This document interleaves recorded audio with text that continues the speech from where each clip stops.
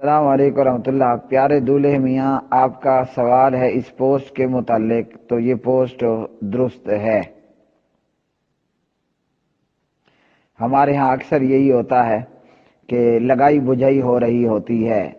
اس حدیث میں بتایا گیا کہ جو کسی عورت کو اس کے خاوند کے خلاف اکسائے یا کسی غلام کو اس کے آقا کے خلاف کرے، اکسائے، وہ ہم میں سے نہیں ہے۔ تو یہ درست ہے، اور ہمارے ہاں اکثر یہی ہوتا ہے کہ اسی کا نام ہے لگائی بجھائی۔ بھائی کو بھائی سے لڑایا جا رہا ہوتا ہے، بیٹی کو ماں سے لڑایا جا رہا ہوتا ہے، دوست کو دوست سے لڑایا جا رہا ہوتا ہے۔ تو ایسے لوگ معاشرے میں فساد برپا کرنے والے ہوتے ہیں۔ اس حدیث کے راوی حضرت ابو ہریرہ رضی اللہ تعالی عنہ ہیں، اور اس حدیث کے متعلق علامہ محمد ناصر الدین البانی رحمۃ اللہ علیہ فرماتے ہیں کہ روایت صحیح ہے۔